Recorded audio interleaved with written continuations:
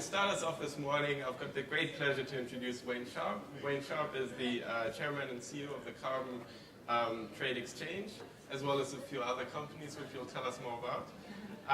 Then I've also got Niclas Svenningsen. He's a manager for strategy and relationships management at the UNFCCC. Thank you so very much for being with us. Pleasure. So to just get us going, Wayne, can you tell us a little bit more about the Carbon Trade Exchange and exactly how it fits within your multiple structures? Sure. Well, Carbon Trade Exchange, we developed it about 10 years ago as a business tool to allow the global purchase of offsets 24/7 out of every different type of credit standard. What we identified is in the over-the-counter market, there's a problem with people having to go through multiple brokers and so forth in order to build a portfolio, which every corporate or company would want to do. They're not going to buy one type of product from one place. They're going to want to buy different project types and different credit standards.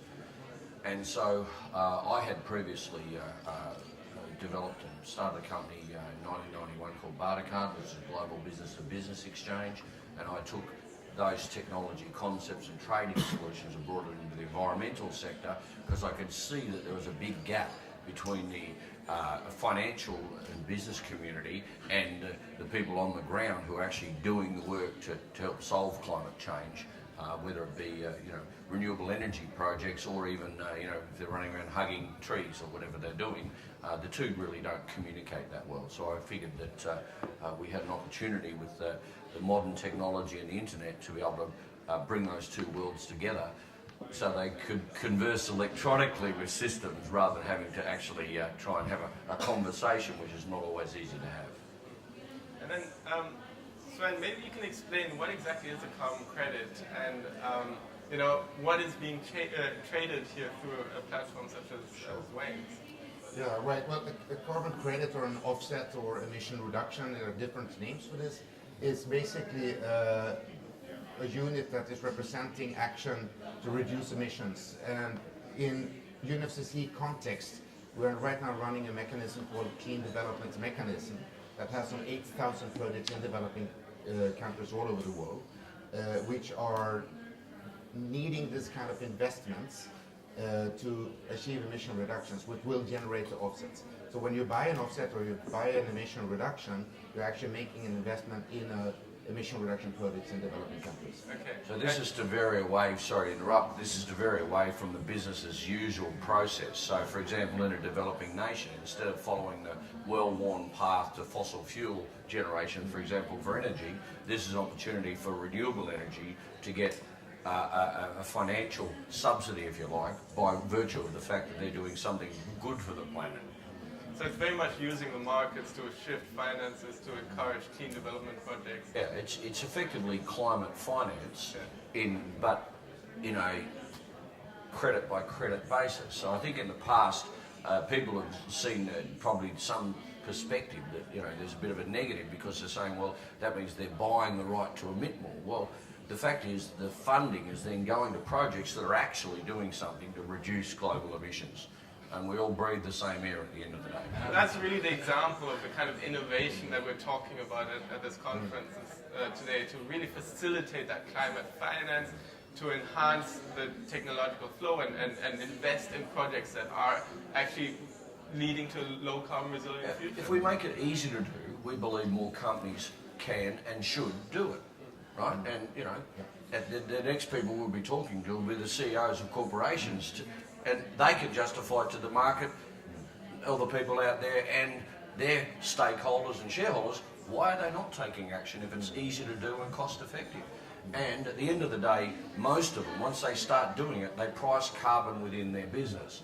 That allows them to then get direct reductions. Usually those reductions of actual costs will be 3 to 5 times what they invested in offsetting their emissions in the first place. Because now what gets measured in business gets made. We know that. So, Niclas, the interesting aspect here is also that the private sector is becoming such an important player. And so the UNFCCC works with parties, so that's countries, right?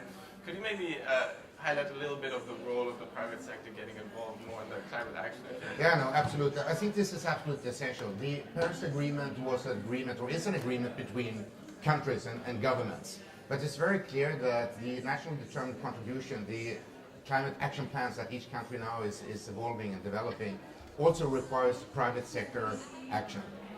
This is going to be forced on the private sector, but the forerunners, the innovators, the people that are the winners of tomorrow, they're taking action already today. There is something called the Marrakesh Partnership for Global Climate Action, which is a big new coalition that is trying to connect policy with private sector action, and that is also underpinning this, and we're going to see much more of that in the future. But in the meantime, and also far into the future, this kind of work where you measure your footprint, you reduce it as much as possible, and you offset what you cannot reduce, is something that everybody can do now. In our case, we like to look at the other way. Measure, offset, then reduce, because once you've offset, you've priced carbon in the business. And this is, I mean, and I've run more than one global company in my life, so there's no excuse for anyone in the corporate world not to take action. And that's really the excitement now. You know, we're in a time where the private sector is getting really engaged. We've got lots of companies that are committing to 100% renewable energy, that are committing to a low carbon future. So looking ahead, you know, what do you envision for your partnership, for the carbon market, and for international climate finance towards clean projects? Well, I think to some degree we're shifting the narrative to some degree away from the offsetting to the climate financing narrative, because that's really what this is all about. The whole process of the CDM was set up for exactly that reason.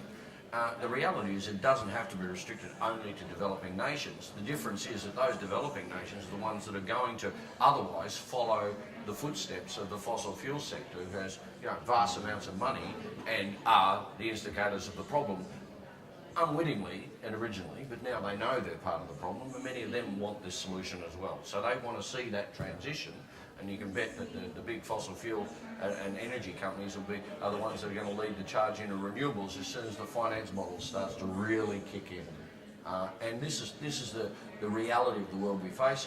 You know, money has to change hands. We want to make it easy. We bring the two parties together. Yeah, and I also believe we are going to see more and more climate action in the private sector. It's very clear that they will be forced to do it eventually, so it's better to do it now. And climate action also is not only about the climate, it's also about sustainable development. And I think we're seeing these agendas, climate and sustainable development agendas, being married together. So while we today have offsets that are mainly representing mitigation action, I hope we will see offsets that we also can more quantify the sustainable development benefits into the future. I think that may be the next step. Thank you very much, gentlemen. So you've heard it from Niclas and Wayne, an innovative partnership that's putting out an innovative solution to enhance climate finance, to really ramp up climate action. Thank you so much for your insights. Thank you so much.